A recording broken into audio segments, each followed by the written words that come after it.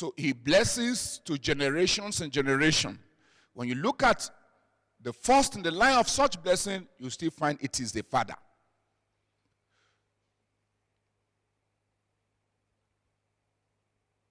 My father is a useless man.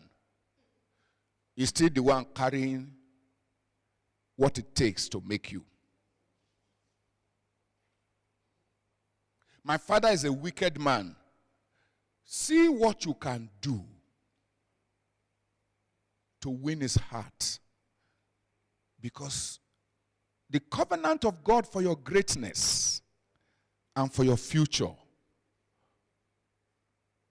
the key, as far as God is concerned, is in the hand of your father.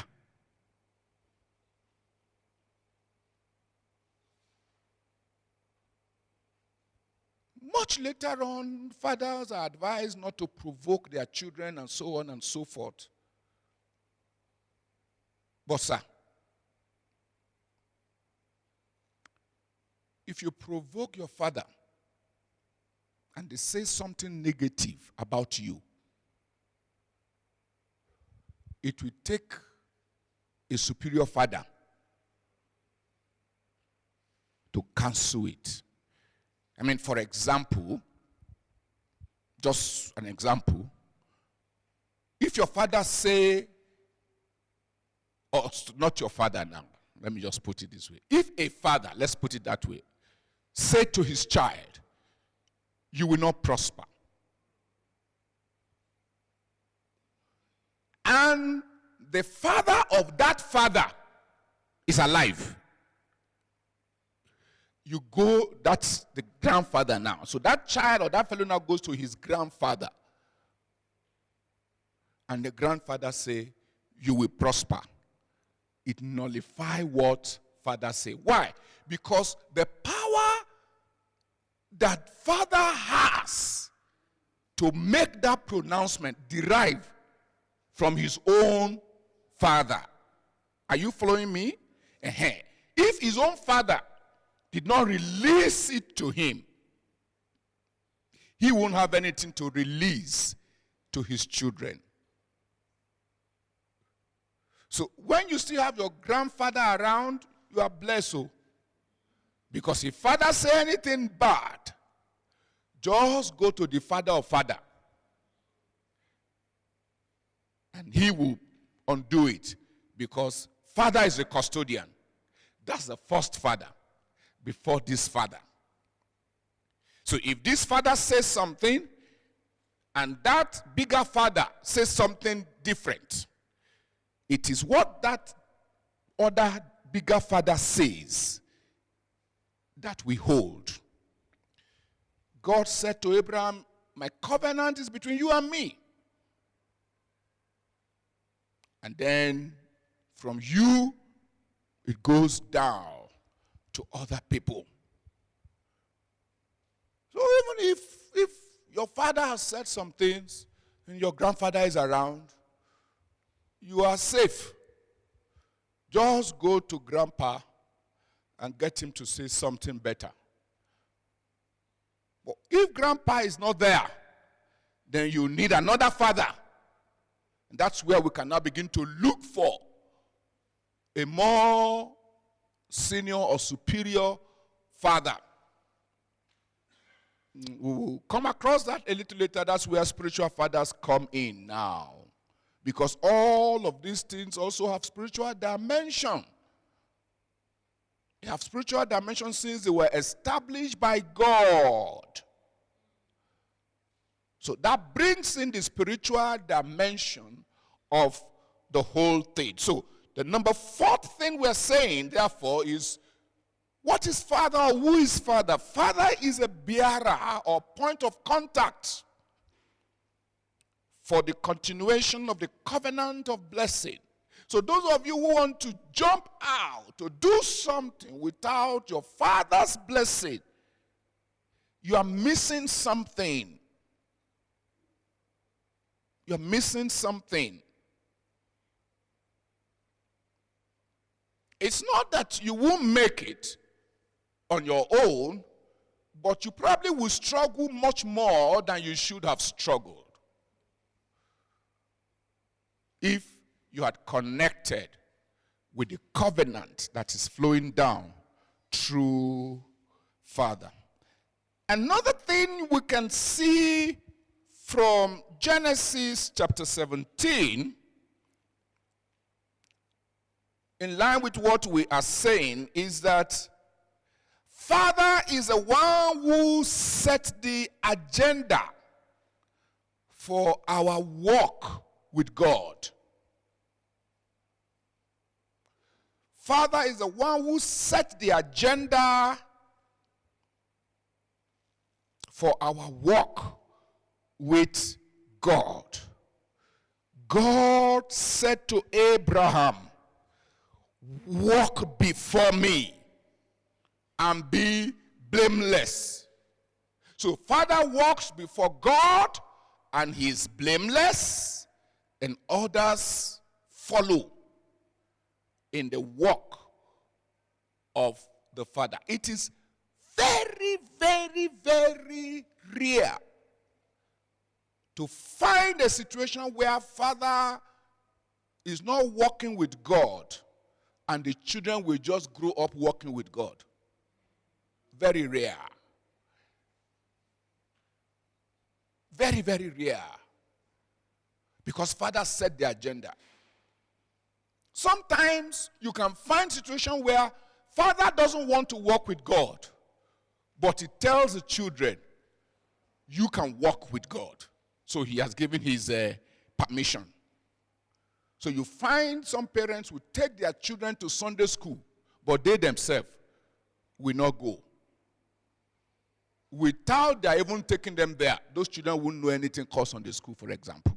Are you together with me? So Father still set the agenda.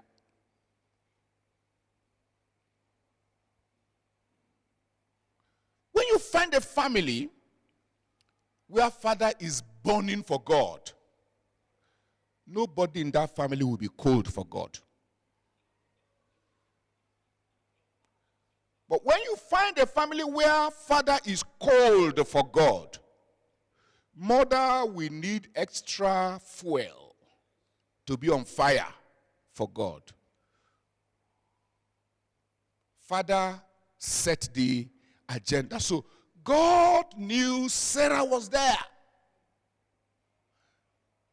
But he said to Abraham, you walk with me and be blameless. Because God knows that once Father catches the fire, he sets the pace, he sets the agenda.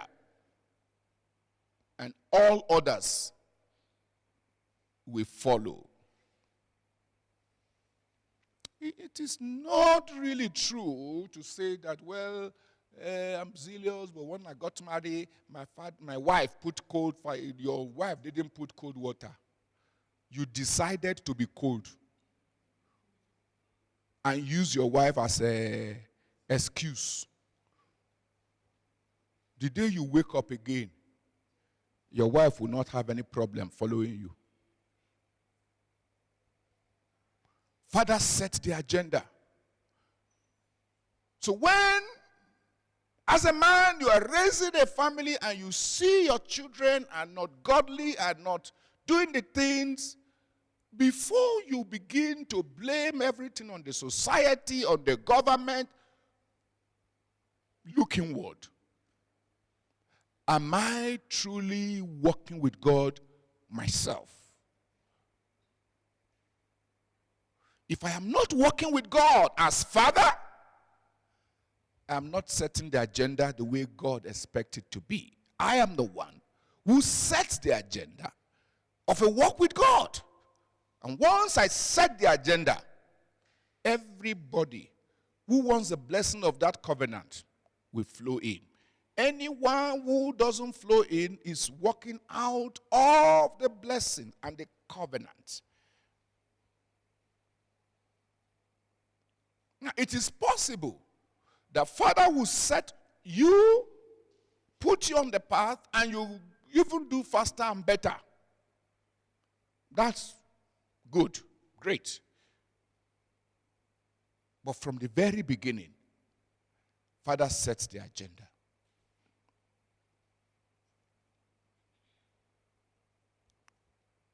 So women, we should understand it. You determine the spiritual temperature of your home. You determine the spiritual temperature of the community where you are first in line.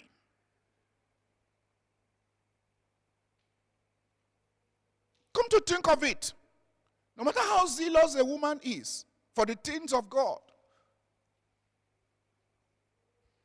and the man said, no, you cannot, you cannot, you cannot. And you want to stubbornly be. And then he said, if it is like a church or a religious place, he said, there must be something between you and that your spiritual leader. What do you do as a woman? You withdraw. Even if you don't want to withdraw. Once the man said, if there is nothing between you and my wife, why is she so committed? What will the man do? So I beg, stay away.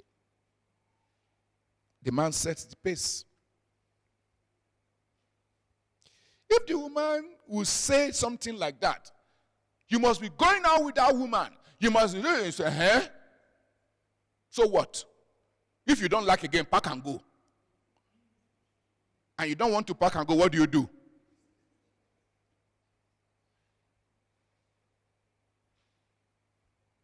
Men, or fathers rather, are those who set the agenda for our walk with God.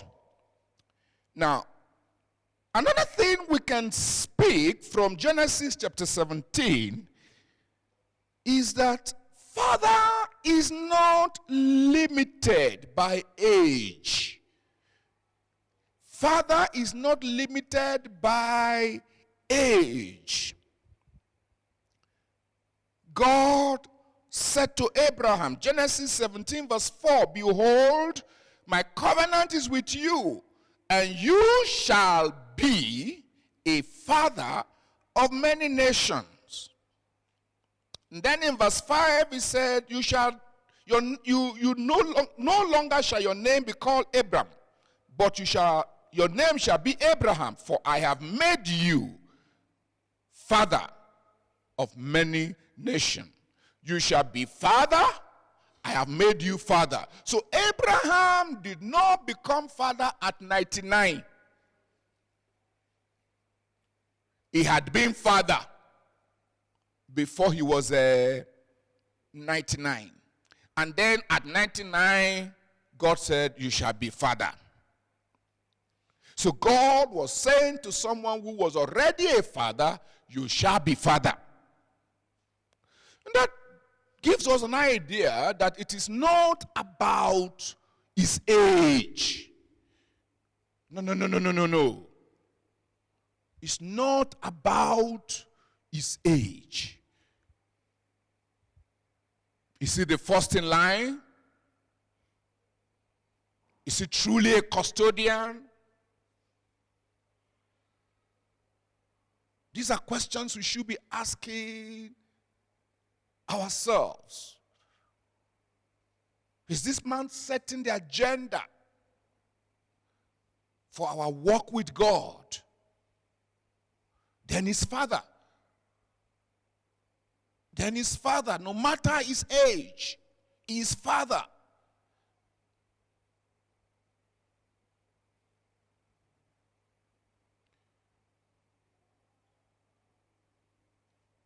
My mother is in her 80s. She called me father. And she's my mother. I have aunties of her age too, who all call me father. It's not because I'm older than them, but somehow I have become first in line. Because I'm first in line, I have become father. Are you together with me? I have become father. Now, they didn't, these are people Some of them are Muslims, some of them are Christians. They didn't read Bible. They didn't even understand what we're talking about now. But somehow they just know that the first in line is what? Regardless of his age.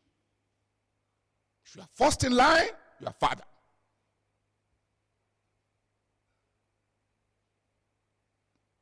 If you set the pace and you set agenda for people to know God more, to walk closer with God, you are father.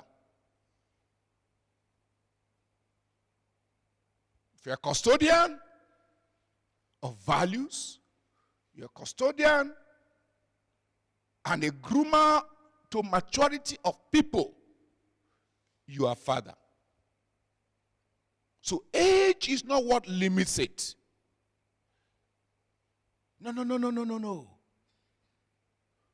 Age is not what limits it.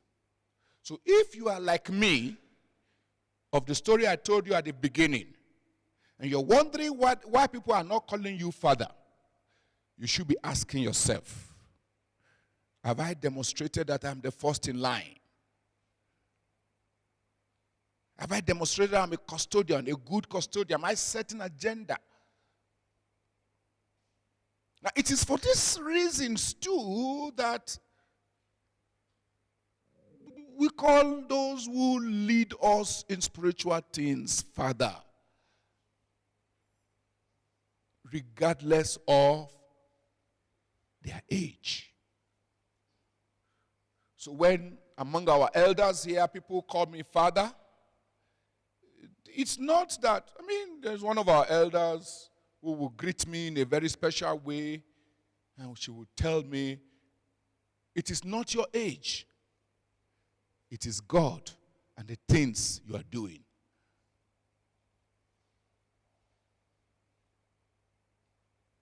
So, if you're a man and you're listening, you should be asking yourself, am I truly a father?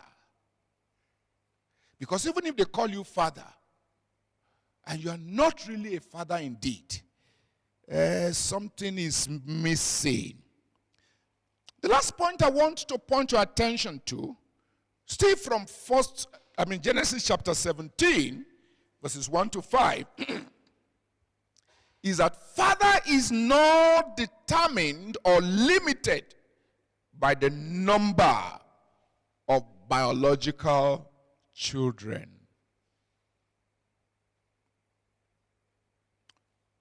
So, a person is not father because he has one child, 2 children, 10 children. No. In fact, by the time God was talking to Abraham here that I have made you father, he had only Ishmael, 1. And God said, I've made you father of what? Many nations.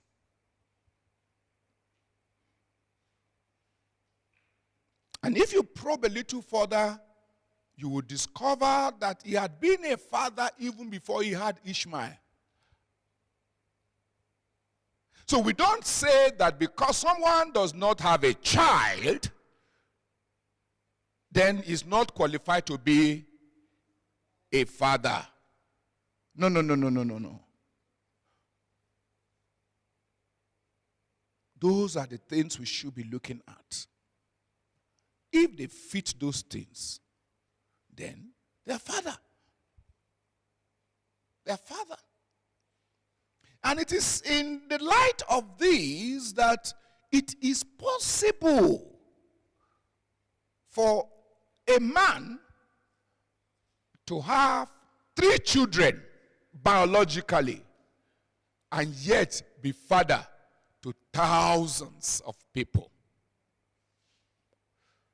So when they all call him father,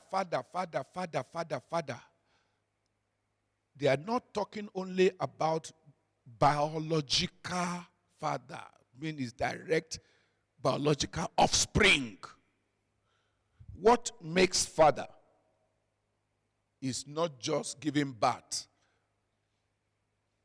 to a child or to children. So again, when we see our spiritual leaders and we call them father, it is not because they gave birth to us. It is because in God, once you do all the things that makes a father, you can become father to many. You can become father to many. And everywhere you go, intuitively, people are looking for these things in you before they begin to call you father. You miss them, it doesn't matter how old you grow. Nobody will call you father. Nobody will call you father. If they are forced, they will call you to your face, and then when you turn your back, they will wink. You call him father. It is agree, father. Father, call. But when you live out, you become truly a father. Now, a few things, when you look at those 7 images we are talking about, a few things come out clearly. Number one is you will notice that all of these things we say, they fit the description of God as father. When you read the Bible carefully and you see everywhere God is referred to as father, and then you look at this point we have outlined, they fit. God is first in line. God is custodian. God directs everything about our spiritual life, etc., etc., etc. God is ageless. He has always been father. From generation to generation, he will ever remain father.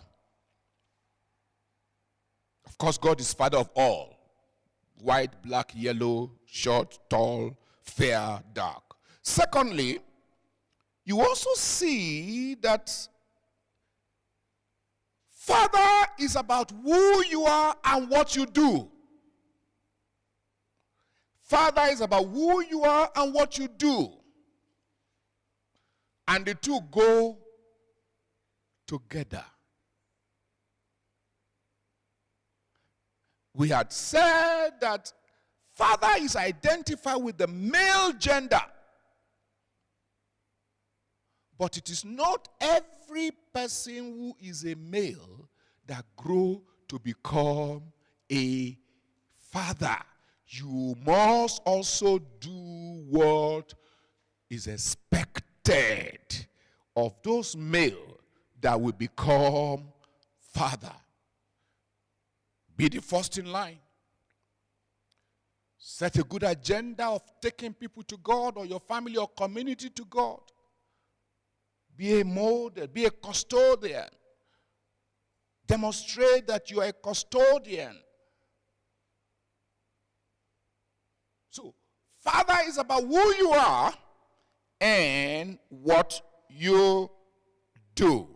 The third thing I want you to note is that when you look at all of those points, 7 of them carefully, you also discover that they have some implications for being or becoming a better father. If you are going to become a better father, when you look at all those points, there are some things there that will help you. Now, look with me, 1 Corinthians chapter 4, verse 14 to 17.